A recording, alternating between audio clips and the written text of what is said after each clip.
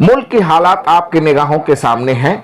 हर रोज कहीं ना कहीं मजहब, जात पात और भाषा के नाम पर दिलों को बांटने की कोशिशें जारी हैं। लेकिन ठीक इसके बरक्स हमारे समाज में कुछ ऐसी संस्थाएं आज भी मौजूद हैं जो भारत की एकता और अखंडता पर यकीन रखते हैं। और जब जब हिंदू मुस्लिम एकता और भाईचारे की डोर कमजोर होती हुई महसूस होती हैं, तो ऐसे में ऐसे इदारे आगे बढ़कर हिंदू मुस्लिम एकता की खातिर कोशिशों में जुट जाते हैं। एक ऐसी तस्वीर महानगर कोलकाता के द मुस्लिम इंस्टीट्यूट में देखने को मिली, जहां इस इदारे के लिटरेरी सब कमेटी ने 11 दिसंबर के रोज गैर मुस्लिम उर्दू रिसर्च स्कॉलर्स कौमी सेमिनार 2024 का इनाकाद करके हिंदू मुस्लिम एकता के संदेश को भारत के कोने कोने तक पहुंचाया। इस पूरे प्रोग्राम की नकाबत डॉक्टर नईम अनीस ने की।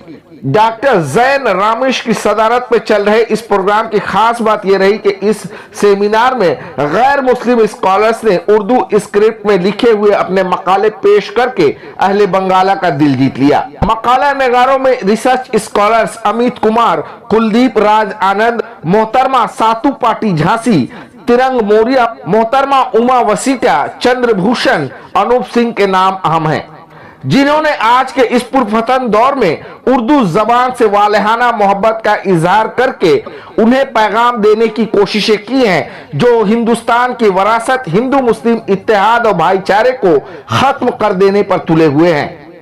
गोया शायर बंगाला मनोवर राणा के जबानी ये कहा जा सकता है कि फिजा में घोल दी है नफरत अहले सियासत ने, कुएं से आज भी पानी वही मीठा निकलता है।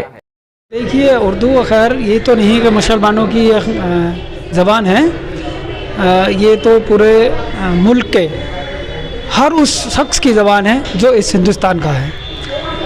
हिंदुस्तान के हर शख्स को मेरे ख्याल से उर्दू बोलनी चाहिए, क्योंकि ये बहुत एक कह सकते हैं कि एक मीठी और प्यारी ज़बान है। और जो लोग समाज में सियासी रंग दिए हुए हैं इसको, वो बहुत ज़्यादा गलत तरीके से इसका इस्तेमाल भी कर रहे हैं। जो टॉपिक है, मेरे जो थीसिस का उन्वान है वो मुमताज़ हिंदू शोरा, यानी ऐसे शोरा जो अभी जिनको जानते भी नहीं लोग, और उनकी तख्लीक़ात और ऐसी तसनीफ़ात, किताबें जो दबी हुई हैं लोग नहीं जानते, मैं उनको दुनिया के सामने लाना चाहता हूँ। जैसे नज़ीर अकबरवादी को सब लोग एक नज़ीर नामा महमूद अकबर आबादी की तहकीक से पहले कोई नहीं जानता था, जबकि वो एक ऐसे शायर हैं कि आज हर बच्चे की ज़ुबान पर, हर शख्स की ज़ुबान पर नज़ीर अकबरवादी के नाम आता है। ऐसे ही बहुत सारे शायर, हिंदू शायर जो मौजूद हैं और जिनकी शायरी को लोग नहीं जानते और दबी हुई किताबों के पन्नों में दबी हुई हैं, मैं उनको उजागर करना चाहता हूँ। तो ये ज़बान है, ये सिर्फ मुसलमान का शख्स नहीं है, ये उर्दू को अपने मानते हैं। जो दिल से कोई सब्जेक्ट पढ़ते हैं हम लोग, उस पर हम लोग आगे जाना चाहिए, क्योंकि उर्दू में मैं इसलिए आई हूँ, उर्दू को मैं फ़रोग देना चाहती हूँ। और मैं रिलेटिव्स में भी, मेरे रिश्तेदारों में मैं उर्दू में छोड़ी हूँ लोग उर्दू पढ़ने के लिए, और मैं उर्दू को भी आगे बढ़ा दूँगी। मुझे देख के इंस्पायर होकर बहुत लोग आना चाहिए। मेरे अब्बू हमेशा कहते थे कि कुछ यूनिक से करना है, तो मैं यूनिक से करने के लिए मैं उर्दू सब्जेक्ट में सेलेक्ट की हूँ। तो मैं उर्दू को फ़रोग करने के लिए मैं प्राइमरी स्कूल से लेके primary school plus colleges, universities, इसी तरह हर तरफ से मैं उर्दू को फ़रोग करने के लिए मैं सामने आ रही हूँ। मुस्लिम इंस्टीट्यूट का शुक्रगुज़ार हूँ, बेहद ममनून व मशकूर हूँ कि उन्होंने मुझे ऐसा मौका फ़राहम किया और अपनी बात, अपने ख़यालात इज़हार करने के लिए इनवाइट किया। और ख़ुसूसी तौर पे डॉक्टर नईम अनीस सर ने हम लोगों को जो इनवाइट किया और जो खुलूस और दयानतदारी उन्होंने दिखाई, उसका मैं बेहद शुक्रगुज़ार हूँ। सर, मेरा नाम तरंग मौर्य है। मैं प्रयागराज के एक छोटे से गांव से बिलोंग करता हूँ। वहाँ पर एक अलंसार पब्लिक स्कूल नाम का स्कूल था, वहाँ मैंने 8वीं तक उर्दू पढ़ी। उसके बाद मैंने प्राइवेट तौर पे हाई स्कूल और इंटरमीडिएट में उर्दू को चुना।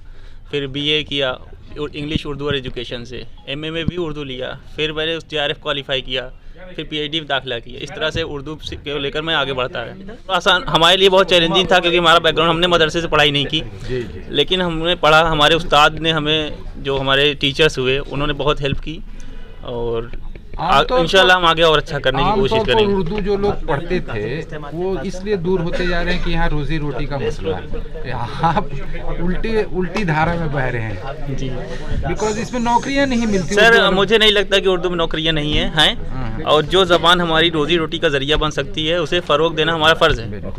तो जो ज़रा से नेशनल सेमिनार हुआ इसमें जो धूम मचाया बच्चों ने काफ़ी, क्या कहेंगे इस पर?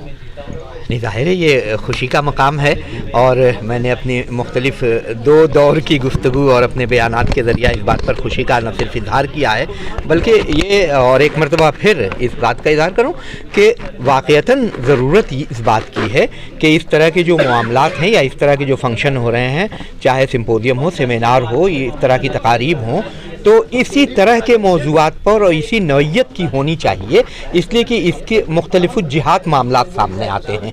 जहाँ एक तरफ इस मौजू की अहमियत थी और इससे मुस्लिम इंस्टीट्यूट का जो सेकुलर किरदार है वो सामने आता है, उसका एक विज़न सामने आता है।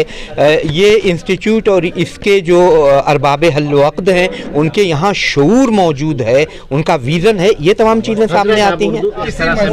किसी भी ज़बान का मजहब से कोई ताल्लुक नहीं जी। फिर ये ख्याल कैसे आया non Muslim Urdu scholars seminar आप अंदर चले जा रहे हैं, कहाँ लगा आप पूछे आइए, चिपचिपिया लगा दीजिए ना इसको।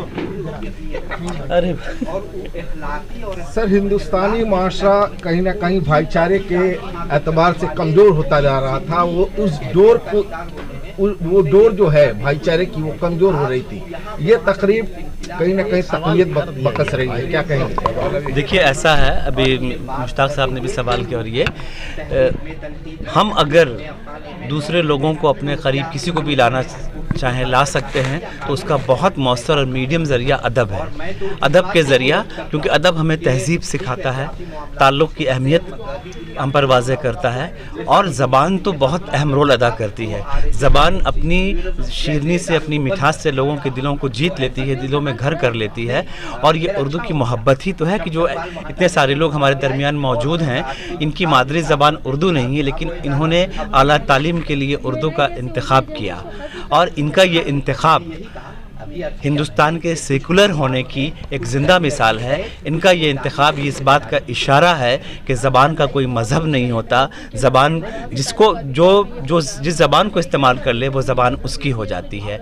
हम लोगों ने इसी नहज पे सोचा, क्योंकि आज जो मुल्क का माहौल है, जिस तरीके से उर्दू को मोर्द इल्ज़ाम ठहरा कर और उर्दू पर एक मखसूस मज़हब के बोलने वालों का लेबल चिपका कर कहा जाता है कि उर्दू सिर्फ मुसलमानों की ज़बान है, उर्दू जबकि खालिस हिंदुस्तानी ज़बान है। इसने इसी सरज़मीन पर जन्म लिया, यहीं परवान चढ़ी, और इसके फ़रोग़ में हिंदू और मुसलमान दोनों ने बराबर की शिरकत की, और इसीलिए हम कहते हैं हमारी गंगा जमनी तहज़ीब पर हमें फ़ख्र है। हमारे ये आज के जो स्कॉलर यहाँ आए हैं, मुल्क की मुख्तलिफ़ जामियात में ये तहक़ीक़ी मक़ाले लिख रहे हैं, तो ऐसे में ये सूरत बनती है, ये उम्मीद बनती है कि इस तरह के लोग जब माशरे में, सोसाइटी में, किसी कॉलेज में, किसी यूनिवर्सिटी में दर्स व तदरीस से वाबस्ता होंगे तो यकीनन मोहब्बत और अमन का पैगाम देंगे।